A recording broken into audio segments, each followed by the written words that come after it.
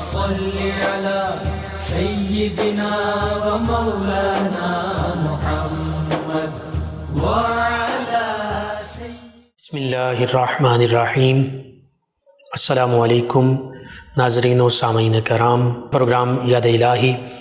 اور یاد الہی کے سابقہ تمام پروگرامز دیکھنے کے لیے، بالخصوص وظائف دیکھنے، سننے، جاننے اور پڑھنے کے لیے آپ ہمارے یوٹیوب چینل یاد الہی یعنی YAADSPACE یوٹیوب چینل یاد الہی کو سبسکرائب بھی کیجئے، لائک بھی کیجئے، کمنٹس بھی کیجئے، تاکہ یاد الہی کے مختلف پروگرامز اور وظائف سے آپ مکمل رہنمائی حاصل کر سکیں۔ اس طرح فیس بک پیج یاد الہی کو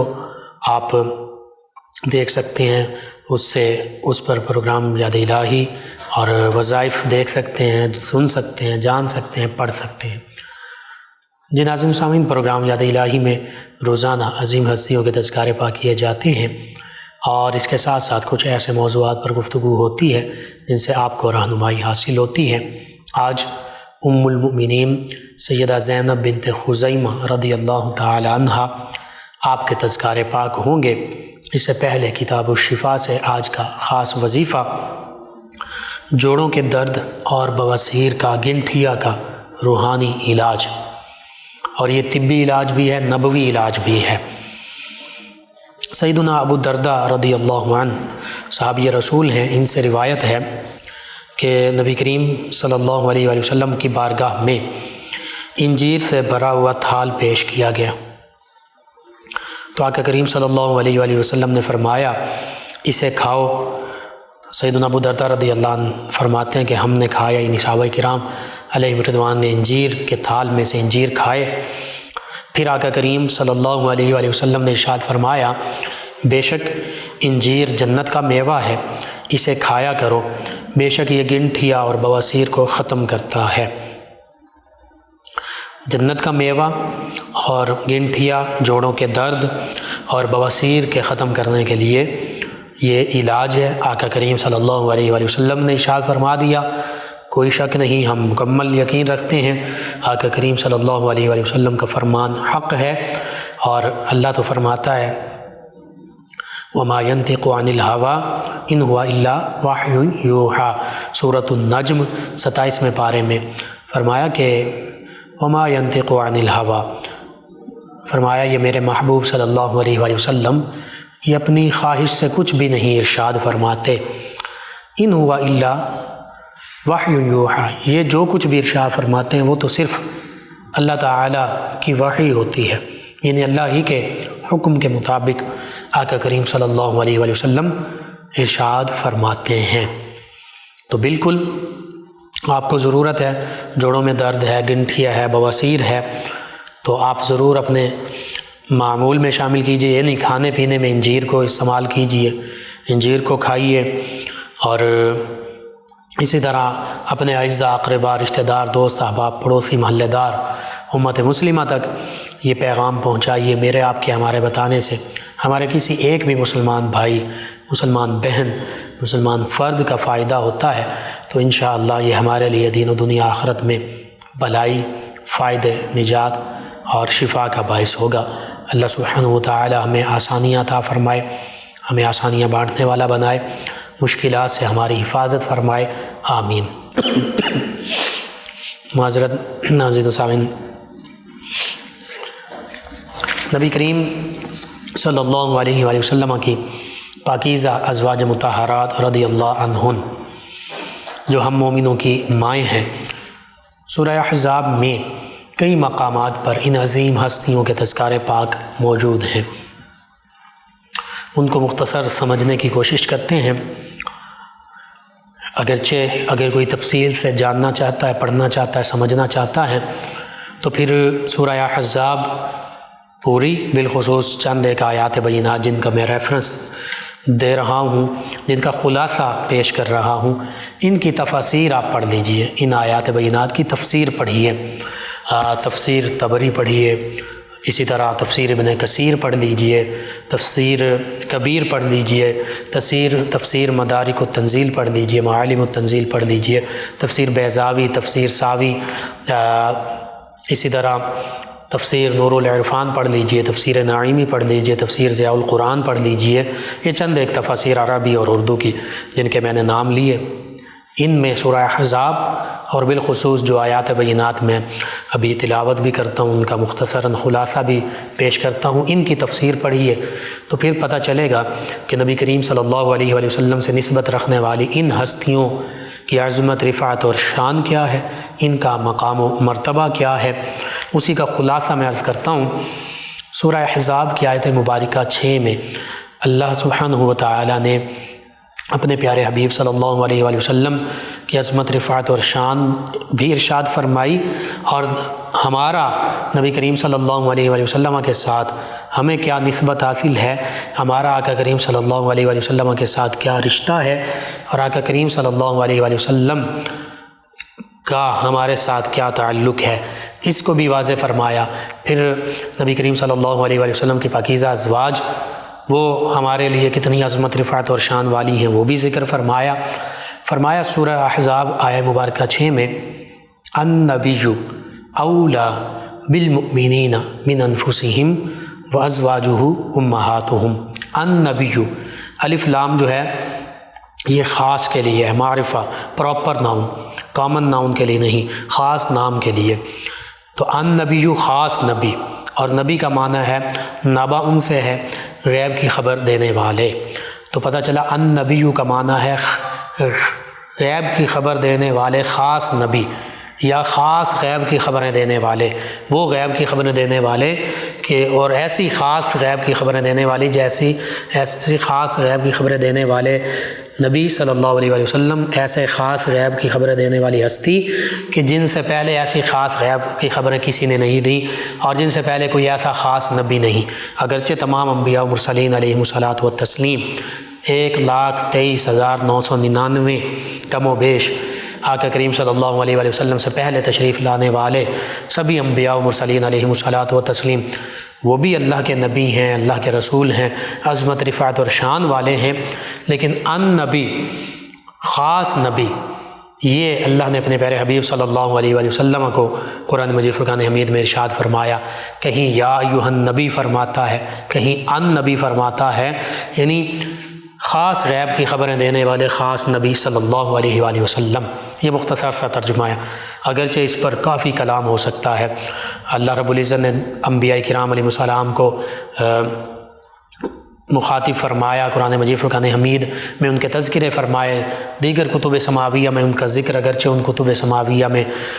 تحریف ہو چکی، تبدیلی کی لوگوں نے خود، وہ اپنی اصل زبانوں میں بھی موجود نہ رہیں، ان کے ترجمے ہوتے گئے اور ان میں تبدیلیاں ہوتی گئیں۔ یحرفون الکلم عن مواضعہ، اللہ فرماتا ہے کہ تورات ہے، زبور ہے، انجیل ہے، صحف، آسمانی کتابیں قرآن مجید فرقان حمید کے سوا، ان میں لوگوں نے خود اپنے ہاتھوں سے ان کے حرف بدل ڈالے، ان کے حروف بدل ڈالے، ان کے معانی بدل ڈالے،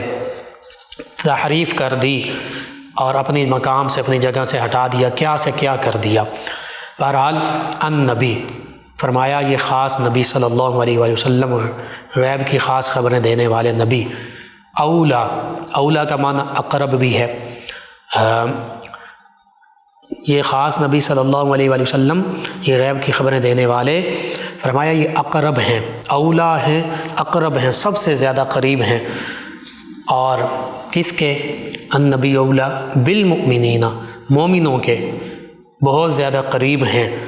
من انفسہم، ان کی جانوں سے بھی زیادہ۔ اب ترجمہ یوں ہوگا کہ یہ غیب کی خبریں دینے والے خاص نبی صلی اللہ علیہ وآلہ وسلم مومنوں کی جانوں سے بھی زیادہ ان کے قریب ہیں، مومنوں کی جانوں سے بھی زیادہ ان پر حق رکھتے ہیں، مومنوں کی جانوں سے بھی زیادہ ان کے مالک ہیں۔ یہ بندہ مومن کا نبی کریم صلی اللہ علیہ وآلہ وسلم کے ساتھ غلامانہ تعلق ہے، اور یہ اللہ کے پیارے حبیب صلی اللہ علیہ وآلہ وسلم کا ہم غلاموں کے ساتھ ہمارے آقا صلی اللہ علیہ وآلہ وسلم کا یہ تعلق ہے، یہ اختیار دیا ہے۔ آپ صلی اللہ علیہ وآلہ وسلم ہمارے مالک بھی ہیں، مختار بھی ہیں، آقا و مولا صلی اللہ علیہ وآلہ وسلم بھی ہیں۔ یہ اللہ نے آپ کو مالک و مولا بنایا ہے۔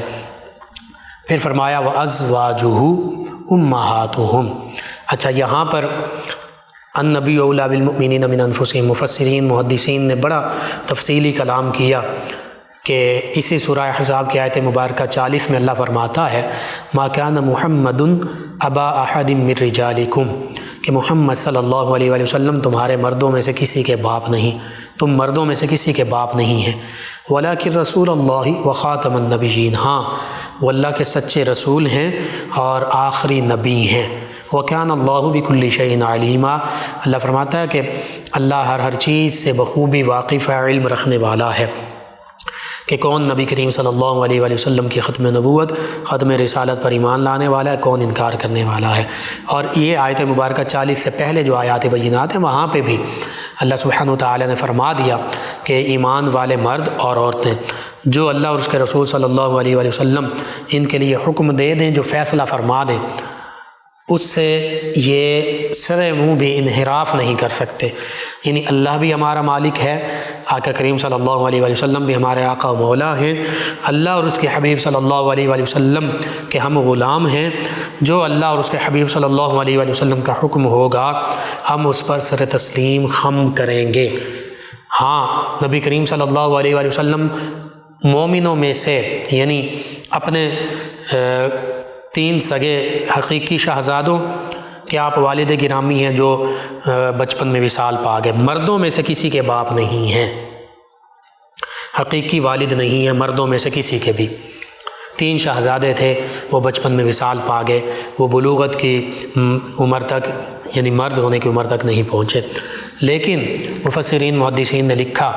کہ نبی کریم صلی اللہ علیہ وآلہ وسلم کی جو رحمت رافت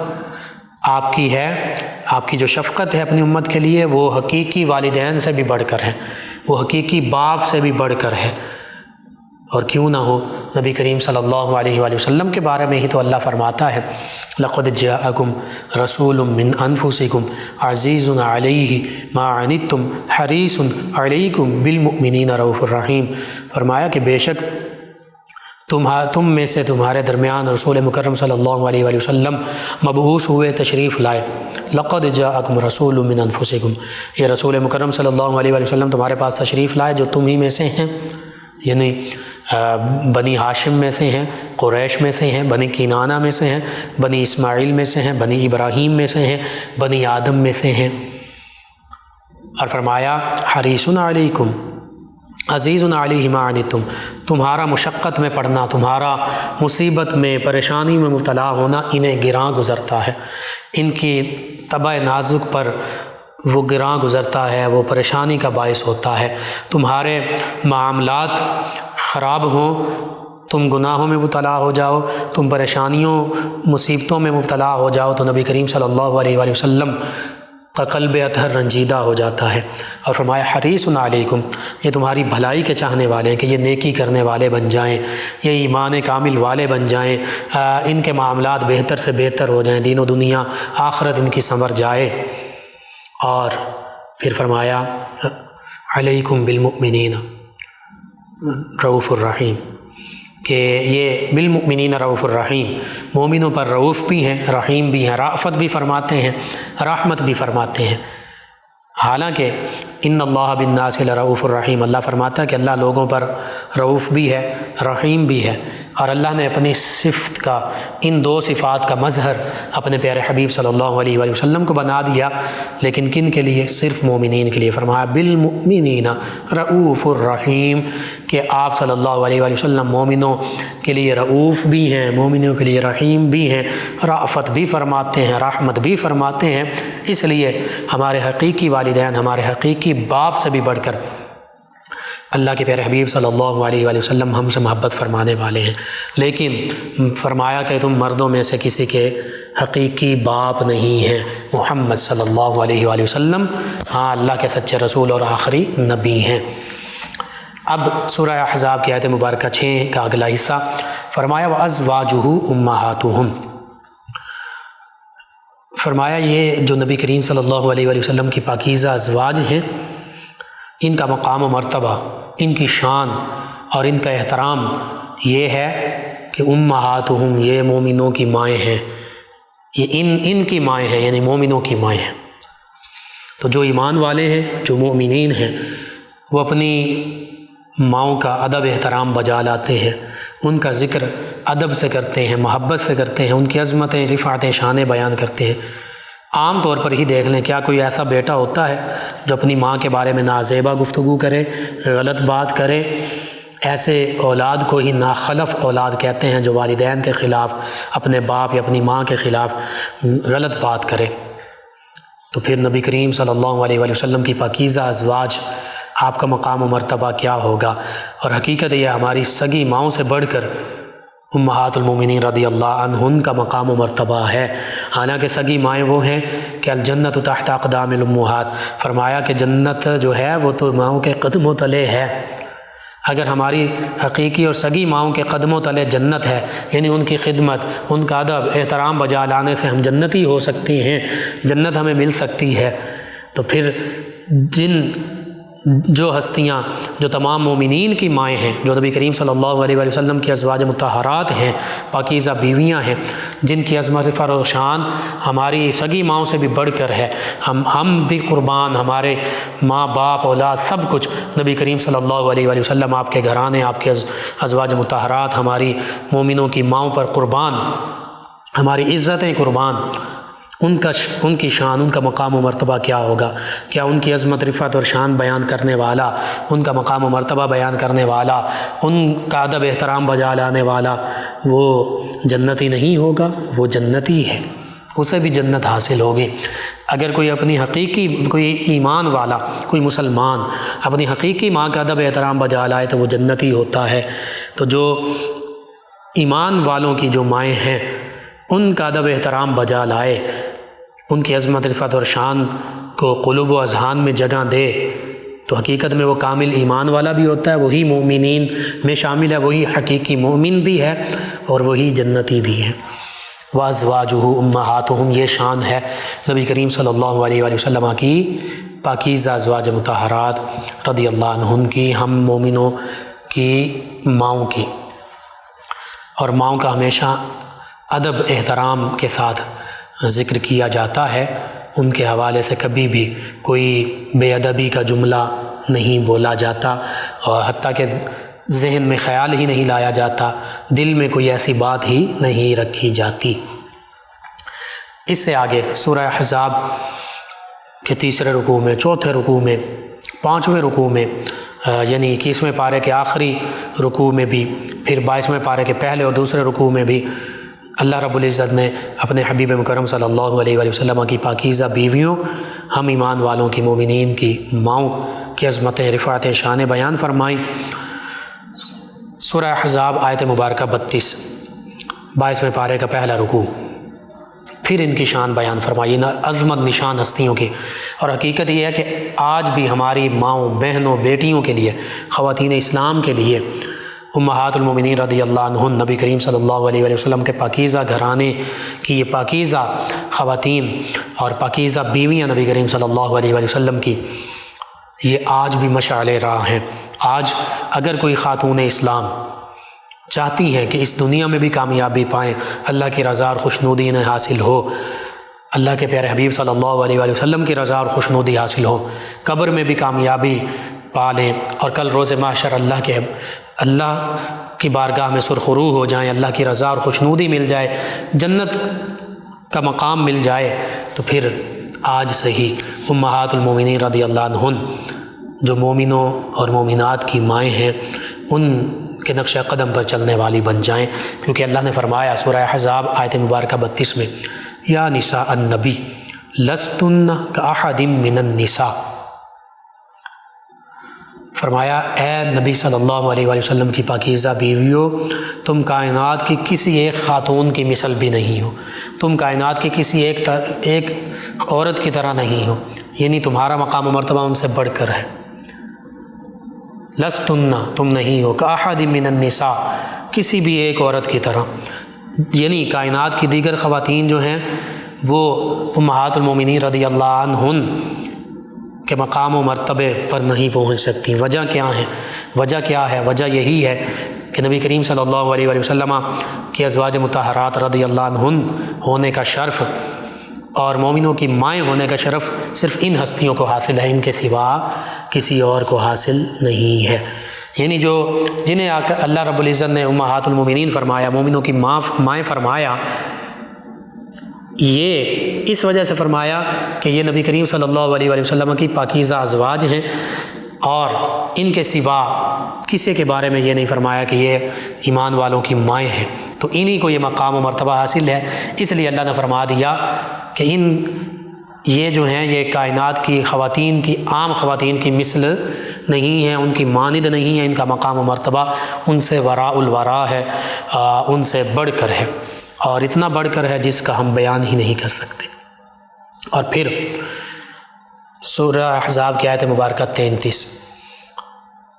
22ویں پارے کے پہلے رکوع میں ہی فرمایا انما یرید اللہ لیذھب عنکم الرجس اہل البیت ویطہرکم تطہیرا۔ پھر اس سے اگلی آیت مبارکہ دوسرے سورہ احزاب کی آیت مبارکہ 34 اور 35 34 میں بھی جو دوسرا رکوع شروع ہو رہا ہے ان المسلمین والمسلمات والمؤمنین والمؤمنات والقانتین والقانتات،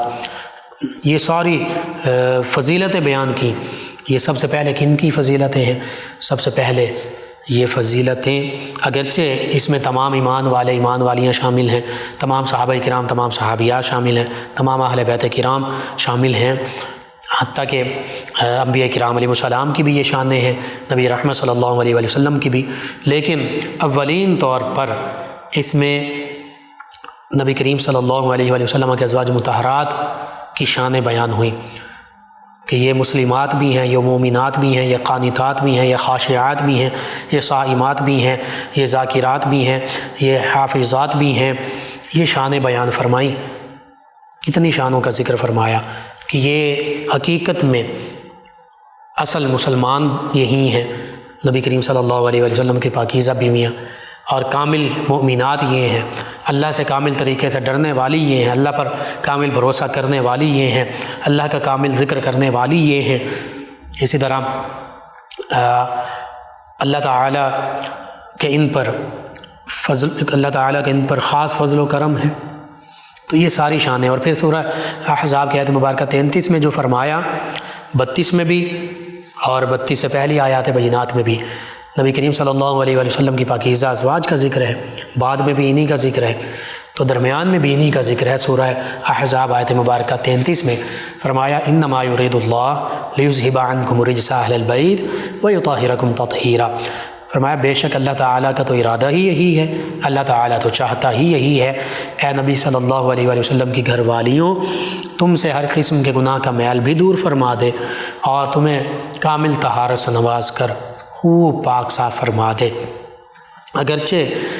براہ راست اس آیہ مبارکہ میں اہل بیت جو فرمایا گیا وہ نبی کریم صلی اللہ علیہ وآلہ وسلم کی تمام ازواج مطہرات رضی اللہ عنہن کو فرمایا گیا، یہ انہی کے لیے نازل ہوئی آیت مبارکہ، لیکن نبی کریم صلی اللہ علیہ وآلہ وسلم نے بالخصوص پھر اپنے ساتھ 4 ہستیوں کو بھی شامل کیا، خاص اہل بیت میں شامل فرمایا، سیدنا علی المرتضیٰ، سیدہ فاطمہ الزہرا، سیدنا امام حسن و حسین رضی اللہ عنہم اجمعین،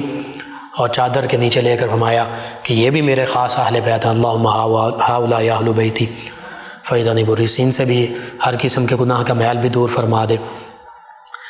پھر بھی صرف یہ نہیں کہ صرف ازواج مطہرات رضی اللہ عنہن، یہ صرف یہ 4 ہستیاں جن کے میں نے اس میں گرامی اسماء مبارکہ بولے،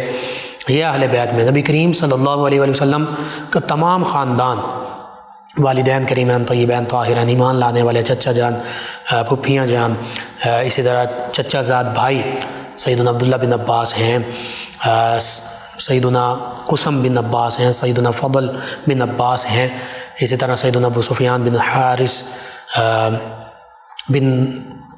حارث ہیں، اسی طرح دیگر نبی کریم صلی اللہ علیہ وآلہ وسلم کے چچا کے صاحبزادگان سیدنا جعفر طیار ہیں، سیدنا عقیل ہیں رضی اللہ عنہ اجمعین، تو یہ سبھی نبی کریم صلی اللہ علیہ وآلہ وسلم کے گھرانے میں شامل ہیں۔ بہرحال امہات المومنین رضی اللہ عنہن کا چونکہ ذکر پاک ہو رہا ہے تو سیدہ زینب بنت خزیمہ رضی اللہ عنہا بھی انہی شانوں کی حامل ہستی ہیں۔ آپ کا اسم گرامی جو ہے اس حوالے سے یہ ملتا ہے کہ زینب ہی آپ کا اسم گرامی ہے۔ زینب کا معنی ہے باپ کی زینت، زینبو ابن، یعنی زینبو ابن یا زینو ابن، باپ کی خوبصورتی، باپ کی زینت۔ اور والد کا نام خزیمہ ہے، آپ کے دادا کا نام حارث ہے، یعنی سیدہ زینب بنت خزیمہ بن حارث۔ والدہ کا نام، آپ کی والدہ کا نام ہند ہے اور نانا کا نام عوف ہے۔ اور آپ کے حوالے سے یہ کہ نبی کریم صلی اللہ علیہ وآلہ وسلم کے ساتھ آپ کا عقد 3 ہجری میں ہوا، 4 ہجری میں آپ کا وصال ہو گیا۔ تقریباً کم و بیش 6 ماہ ہی نبی کریم صلی اللہ علیہ وآلہ وسلم کی خدمت میں رہیں، اور پھر آپ کے وصال کے 2-3 سال بعد 6 ہجری میں آپ کی ماں شریک بہن جو ہیں سیدہ میمونہ بنت حارث، یہ آپ کی نبی کریم صلی اللہ علیہ وآلہ وسلم کی یہ زوجہ مطہرہ بنی، ام المومنین بنی۔ تو یعنی اس خاندان میں 2 ہستیوں کو یک بعد دیگرے ام المومنین بننے کا شرف حاصل ہوا۔ آپ کا عقد جو ہے اس حوالے سے یہ ملتا ہے کہ نبی کریم صلی اللہ علیہ وآلہ وسلم کے ساتھ غزوہ بدر کے بعد ہوا 3 ہجری میں۔ اس کی وجہ یہ کہ ان کا عقد، پہلا عقد جو ہے راجح قول کے مطابق طفیل بن حارث ان کے ساتھ ہوا، پھر انہوں نے ان کو طلاق دی، بعض روایت میں یہ موجود ہے۔ پھر طفیل کے بھائی حضرت عبیدہ بن حارث رضی اللہ عنہ، ان سے ان کا دوسرا عقد ہوا، اور سیدنا عبیدہ بن حارث رضی اللہ عنہ صحابی رسول ہیں، انہوں نے غزوہ بدر میں یہ شامل ہوئے، اور غزوہ بدر میں شجاعت، جرأت اور بہادری سے لڑتے ہوئے شہید ہوئے۔ اس موقع پر سیدہ زینب بنت خزیمہ رضی اللہ عنہ جو ہیں یہ بیوہ ہوئیں۔ جب یہ بیوہ ہوئیں تو پھر نبی کریم صلی اللہ علیہ وآلہ وسلم نے ان کی عدت پوری ہونے کے بعد، یا کہ کریم صلی اللہ علیہ وآلہ وسلم کا ایک خوبصورت معمول مبارکہ، چونکہ اسلام کا مکی دور بھی بہت عظیمتوں والا ہے، صحابہ کرام علیہم رضوان نے نبی کریم صلی اللہ علیہ وآلہ وسلم نے کفار مکہ کی دی ہوئی تکلیف کو کا سامنا کیا، برداشت کیا۔ پھر مدینہ طیبہ میں بھی ہجرت کے بعد بھی کفار چین سے نہیں بیٹھے، غزوہ بدر، غزوہ احد، غزوہ خندق جسے غزوہ احزاب کہتے ہیں، پھر یہود کی طرف غزوہ خیبر کا معاملہ، غزوہ طائف، غزوہ حنین، فتح مکہ، دیگر سرایا، 27 کے قریب غزوات اور 56-57 سے زیادہ سرایا، یعنی جن میں نبی کریم صلی اللہ علیہ وآلہ وسلم نے صحابہ کرام کو بھیجا جنگوں میں، خود بنفس نفیس تشریف نہیں لے گئے۔ تو یہ تقریباً 80 سے 90 کے قریب غزوات اور سرایا ہوئے۔ آقا کریم صلی اللہ علیہ وآلہ وسلم کا مدنی دور بھی یہ نہیں کہ آسان زندگی رہی ہو، بلکہ غزوات، سرایا، مہمات، معاملات یہ یوں ہی چلتے رہے۔ تو اس دوران غزوہ احد ہو، غزوہ بدر ہو یا غزوہ خندق، بالخصوص غزوہ احد و بدر میں بہت سے صحابہ کرام علیہم رضوان شہید ہوئے، بہت سی خواتین بیوہ ہوئیں۔ تو نبی کریم صلی اللہ علیہ وآلہ وسلم ان بیواؤں کا سہارا بنتے، ان کے دکھ درد کو بانٹتے، اور آپ کے عمل مبارکہ کو دیکھتے ہوئے دیگر صحابہ کرام علیہم رضوان بھی بیواؤں سے عقد فرمایا کرتے۔ یہ معاملہ تھا، یہ وجہ تھی کہ نبی کریم صلی اللہ علیہ وآلہ وسلم نے تقریباً 11 عقد فرمائے، جن میں سے سیدہ عائشہ صدیقہ رضی اللہ عنہا کے سوا تمام ازواج مطہرات رضی اللہ عنہن، اکثر ازواج مطہرات رضی اللہ عنہن بیواں تھیں یا مطلقہ تھیں، یعنی اکثر وہ ہیں جن کے شوہر جو ہیں وہ وصال پا چکے تھے۔ ام المومنین سیدہ زینب بنت خزیمہ رضی اللہ عنہا کا بھی یہی معاملہ تھا۔ نبی کریم صلی اللہ علیہ وآلہ وسلم نے انہیں عقد کا پیغام بھیجا ان کی عدت پوری ہونے کے بعد، تو انہوں نے اپنے عقد کا معاملہ نبی کریم صلی اللہ علیہ وآلہ وسلم ہی کے سپرد کر دیا۔ تو آقا کریم صلی اللہ علیہ وآلہ وسلم نے گواہوں کی موجودگی میں ان سے عقد فرمایا اور 500 درہم ان کو حق مہر دیا، جو تقریباً 12.5 اوقیہ چاندی کے برابر بنتا ہے، آج کے یوں سمجھیے 131 تولے چاندی کے برابر۔ تو 131 کو آپ ضرب دے لیجئے 1500، 1600، 1700 کے ساتھ کتنی یہ رقم بنتی ہے، کافی یہ حق مہر بنتا ہے۔ بہرحال غزوہ بدر کے بعد سیدہ زینب بنت خزیمہ رضی اللہ عنہا کے ساتھ نبی کریم صلی اللہ علیہ وسلم کا عقد ہوا، اور یہ 5ویں نمبر پر نبی کریم صلی اللہ علیہ وسلم کے عقد میں آنے والی عظیم ہستی ہیں۔ ان سے پہلے ام المومنین سیدہ خدیجہ الکبریٰ رضی اللہ عنہا، ام المومنین سیدہ سودہ بنت زمعہ رضی اللہ عنہا، ام المومنین سیدہ عائشہ الصدیقہ رضی اللہ عنہا، اور ام المومنین سیدہ حفصہ رضی اللہ عنہا۔ یہ 4 ہماری مومنوں کی مائیں نبی کریم صلی اللہ علیہ وسلم کی پاکیزہ ازواج میں شامل ہو چکی تھیں۔ اب 2 ہستیاں ایسی ہیں، ہماری 2 مائیں ایسی ہیں جن کا وصال نبی کریم صلی اللہ علیہ وسلم کی ظاہری حیات مبارکہ میں ہوا۔ ایک ام المومنین سیدہ خدیجہ الکبریٰ رضی اللہ عنہا مکہ المکرمہ میں آپ کا وصال ہوا، جنت المعلا مکہ المکرمہ میں آپ کی تدفین ہوئی، اور دوسری یہ ہستی ہیں ام المومنین سیدہ زینب بنت خزیمہ رضی اللہ عنہا، آپ کا وصال جو ہے مدینہ طیبہ میں ہوا اور جنت البقیع میں آپ کی تدفین ہوئی۔ آپ ام المساکین کے لقب سے مشہور تھیں، معروف تھیں، پہچانی جاتی تھیں، حتیٰ کہ نبی کریم صلی اللہ علیہ وسلم کے ظاہری طور پر اعلان نبوت فرمانے سے بھی پہلے آپ اسی لقب سے جانی جاتی تھی، ام المساکین۔ وجہ یہ تھی کہ آپ مساکین، ضرورت مند، مجبور لوگوں کی خدمت فرمایا کرتی تھیں، ان کے ساتھ ان کی مدد فرمایا کرتی تھیں، مالی تعاون فرمایا کرتی تھیں۔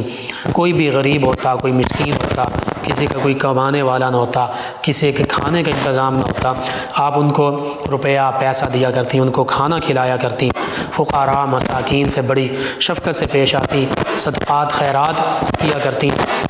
اسی وجہ سے آپ کا لقب جو ہے وہ ام المساکین مشہور ہو گیا۔ تو اس سے یہ بھی ہمیں پتہ چلتا ہے کہ مسلمان مردوں کو بھی اور مسلمان خواتین کو بھی مساکین، محتاج، ضرورت مند، فقراء جو ہیں ان میں صدقہ خیرات تقسیم کرنا چاہیے۔ بہرحال نبی کریم صلی اللہ علیہ وسلم کے جب عقد میں آئیں تو اس کے بعد بھی اسی طرح سخاوت، فیاضی،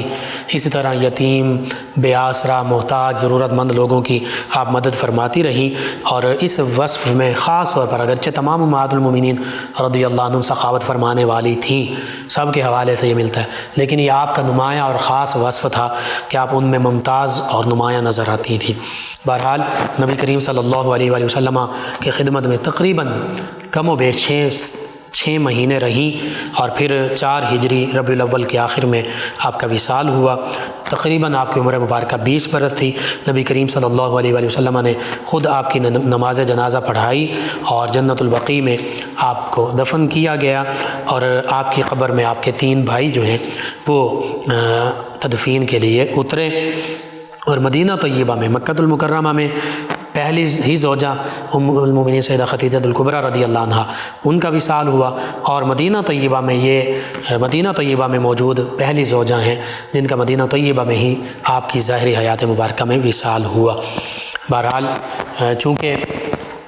تھوڑا ہی عرصہ یہ نبی کریم صلی اللہ علیہ وسلم کے عقد میں رہیں، اس حوالے سے ان کے حوالے سے کچھ زیادہ تفصیل بھی نہیں ملتی، لیکن جو تفصیل ملتی ہے ان میں سے چند ایک چیزیں میں نے آپ تک پہنچا دیں۔ اللہ سبحانہ وتعالی سے دعا ہے اللہ تعالی ہمیں ان عظیم ہستیوں کی محبت، ادب، احترام، ان کی عظمت، رفعت اور شان بجا لانے کی توفیق عطا فرمائے، اور بالخصوص خواتین اسلام کو ان کے نقش قدم پر چلنے والا بنائے۔ ان کے تصدق سے ہماری ماؤں، بہنوں، بیٹیوں کو دین و دنیا آخرت میں سرخروئی عطا فرمائے، آمین۔ اللهم صل على سيدنا ومولانا محمد وعلى سيدنا۔ آپ سماعت فرما رہے ہیں پروگرام یاد الہی۔ ناظرین سامعین دوران ہمیں جوائن کے محمد سلیم صاحب ہیں، کہتے ہیں کہ پروگرام بہت اچھا ہے، دل کو سکون ملتا ہے، اور آپ کا پروگرام سن کے بہت رہنمائی ملتی ہے۔ جی آپ کا شکریہ، آپ نے ہمیں اپنے فیڈ بیک سے آگاہ کیا۔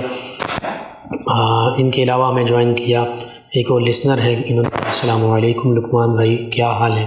جی وعلیکم السلام، الحمدللہ۔ انہوں نے کہا کہ آپ کی آواز بہت پیاری ہے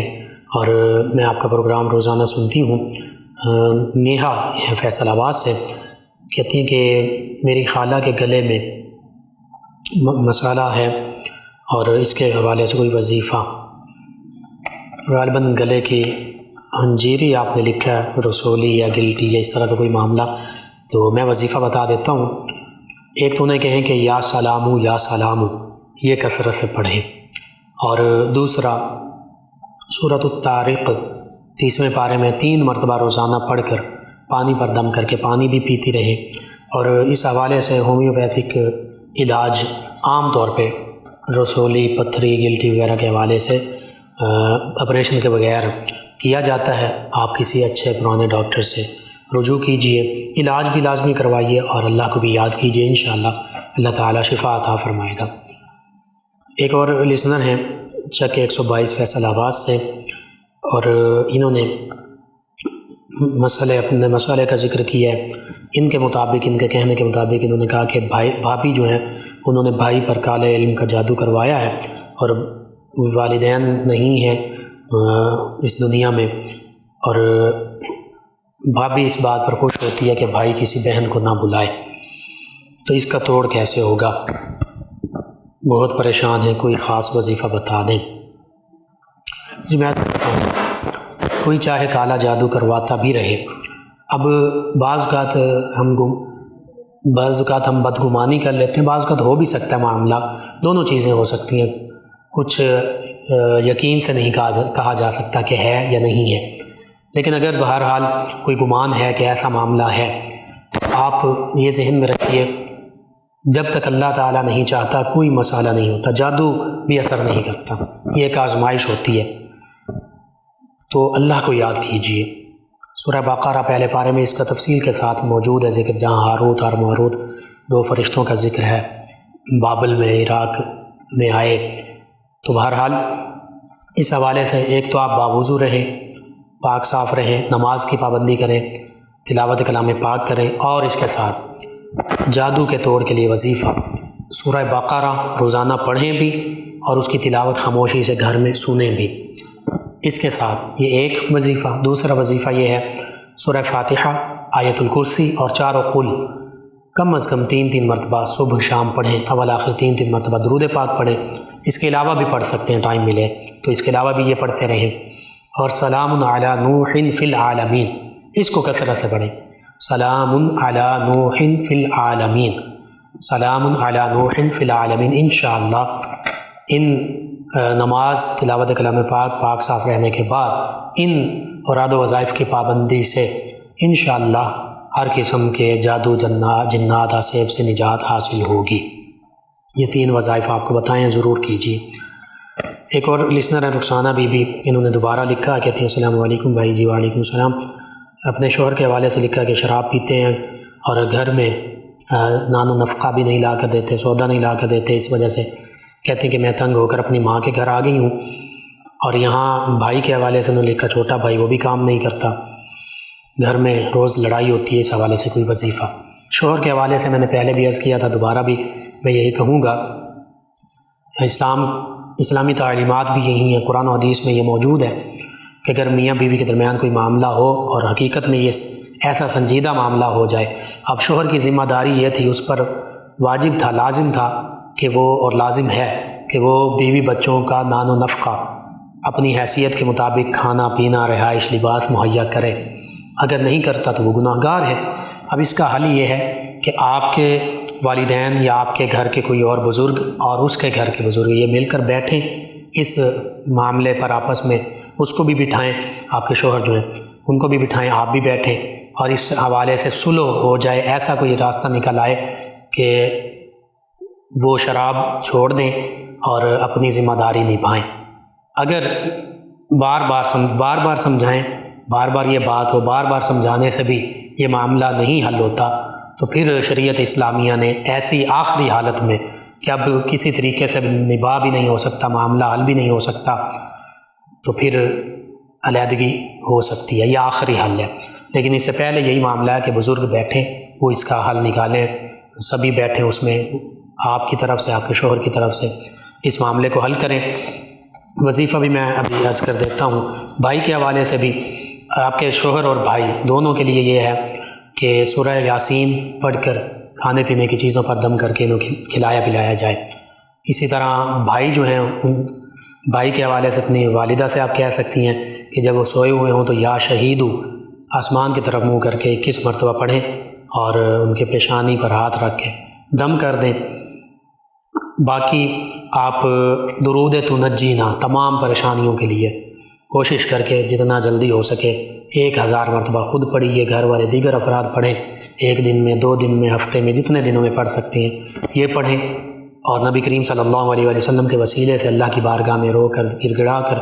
دعا مانگیں، انشاءاللہ اللہ تعالیٰ بہتری فرما دے گا۔ معاملات بعض اوقات حالات اچھے ہوتے ہیں، بعض اوقات ایسے